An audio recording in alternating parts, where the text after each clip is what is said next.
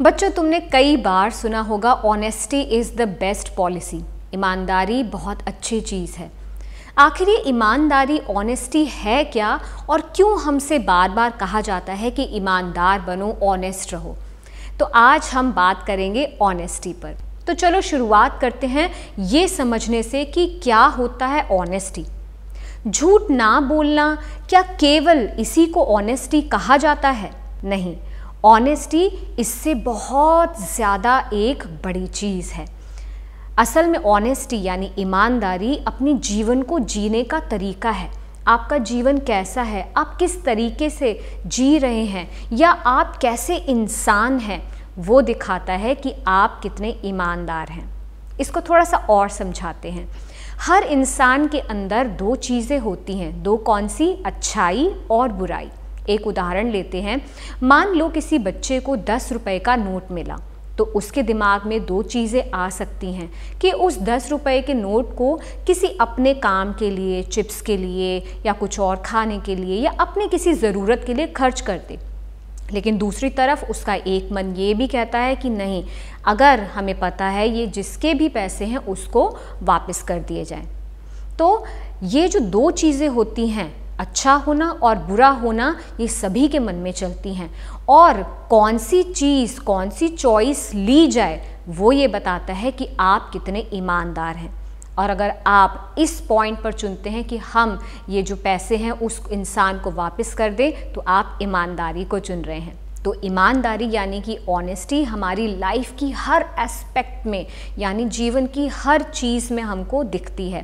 ईमानदारी अपने साथ, ईमानदारी दूसरों के साथ, ईमानदारी दूसरे यानी कि हमारे घर के लोग, हमारी सोसाइटी के लोग, हमारे स्कूल के लोग, और ईमानदारी जीवन के हर तरीके में, उसको हम कहेंगे ईमानदारी यानी कि ऑनेस्टी। अब चलो इसको थोड़ा सा और समझते हैं कुछ शब्दों की सहायता से। तुम्हें साइड में कुछ शब्द दिखेंगे, तो अब तुम्हें ये बताना है कि कौन से शब्द को तुम अपने ऑनेस्टी के बॉक्स में डालोगे और किनको अपने ऑनेस्टी के बॉक्स में नहीं डालोगे।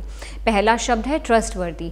क्या तुम्हारे दोस्त या तुम्हारे आसपास, तुम्हारे साथ के लोग तुम पर विश्वास करते हैं? यदि हाँ, तो इसको तुम अपनी ऑनेस्टी के बॉक्स में डाल दो। दूसरा, रिलायबल। क्या तुम उनके लिए रिलायबल हो, यानी कि किसी काम के लिए या किसी भी और चीज़ के लिए वो तुम पर रिलाई कर सकते हैं? यदि हाँ, तो इसको भी अपने बॉक्स में डाल लो। अगला शब्द जो तुम्हें दिख रहा है वो है रिस्पॉन्सिबल, यानी कि जिम्मेदार। जो तुम कहते हो, जो भी तुम करते हो, क्या तुम उसकी जिम्मेदारी लेते हो या उससे भाग जाते हो? कई बार क्या होता है कि स्कूल में खेलते हुए गलती से या फिर कई बार जानबूझकर लड़ाई हो जाती है और चोट लग जाती है। तो क्या तुम ऐसी किसी भी चीज़ की जिम्मेदारी लेते हो या झूठ कह देते हो कि नहीं, ये मैंने नहीं किया या उसकी गलती थी? तो कई बार ऐसा होता है कि मैंने जैसे बोला ना कि हर एक के अंदर अच्छाई बुराई दोनों होती है, तो बुराई भी अपने आप को दिखाती है कि नहीं नहीं, गलत कहो, ईमानदार मत बनो।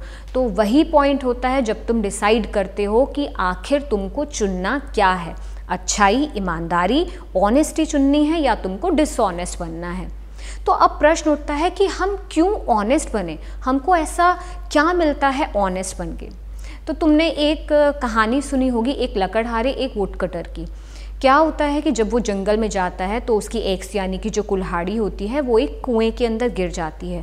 तो जो कुएं की परी होती है वो उसकी कुल्हाड़ी ऊपर लेकर आती है और उससे पूछती है क्या ये तुम्हारी कुल्हाड़ी है?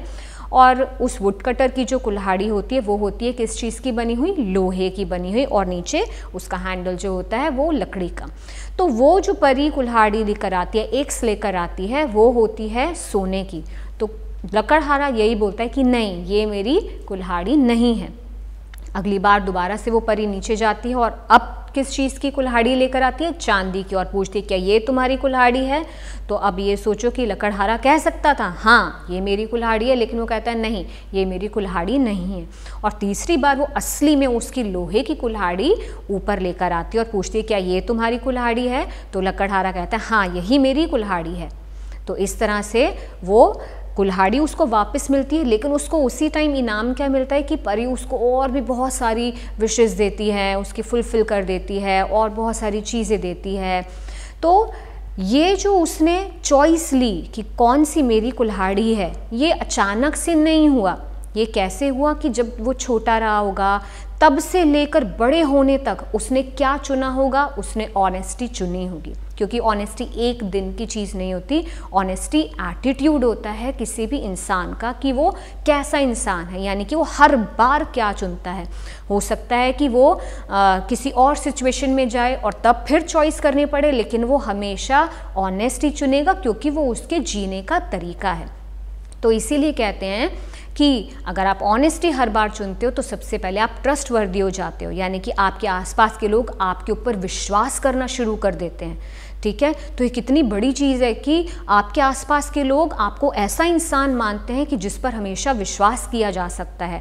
आपके आसपास के लोग आप पर विश्वास करते हैं कि नहीं, ये जो बच्ची है, ये जो बच्चा है, ये झूठ नहीं बोलेगा, इस पर विश्वास कर सकते हैं। आपके टीचर, आपकी मम्मी, आपके पापा सब आप पर विश्वास करेंगे। दूसरी चीज़ होती है कि आपके रिलेशंस, आपके जो रिश्ते हैं वो बहुत अच्छे हो जाते हैं। क्यों अच्छे हो जाते हैं? क्योंकि जो दोस्त हैं वो आपको समझ जाते हैं कि आप कैसे इंसान हो, आप गलत इंसान नहीं हो, you are an honest person, आप एक ईमानदार इंसान हो। तो इसीलिए आपके जो रिलेशन हैं दोस्तों के साथ या अपने घर में अपनी फैमिली के साथ या और भी बहुत सारे लोग जिनके साथ आप बातचीत करते हो, खेलते हो, पढ़ते हो, जो भी जिनके साथ आप इंटरेक्शन करते हो, उनके साथ रिश्ते बहुत ज़्यादा मजबूत हो जाते हैं। और धीरे धीरे जब आप बढ़ते हो, आप ग्रो करते हो, तो आप एक ऐसा इंसान बनते हो जो कि अपनी हर चीज़ में ऑनेस्ट है, अपनी हर चीज़ को ऑनेस्टली देखता है, समझता है और वैसा ही व्यवहार करता है। तो इसलिए बच्चों आपको याद रखना है कि एक बार डिसऑनेस्टी को अगर आपने चुन लिया तो आपने उसकी मैल अपने ऊपर चढ़ा ली। और अगर बार बार चढ़ाते रहे तो कहते हैं ना कि मैल को धोना, साफ करना उसको बड़ा मुश्किल हो जाता है। तो पहली बार में ही उसकी धूल को अपने ऊपर जमने नहीं देना और सही चॉइस करनी है, ऑनेस्टी की चॉइस करनी है। तो अब आपको बहुत सारी चीज़ें समझ आई होंगी। तो ये वाला जो हफ्ता है ये ज़रा आप प्रैक्टिस करके देखना। ऐसा नहीं है कि भाई कोई मुश्किल नहीं आएगी। मैंने कहा ना, मन बार बार करता है कि नहीं हम क्यों बार बार ऑनेस्टी चुने, लेकिन आप खुद करके देखना कि जब आप ऑनेस्टी वाली चॉइस लेकर देखते हो तो आपके मन में एक ऐसी खुशी होती है जो आप किसी और को तो शायद नहीं बता पाओगे, लेकिन खुद समझ सकते हो और वो ज़िंदगी भर आपके साथ रहती है।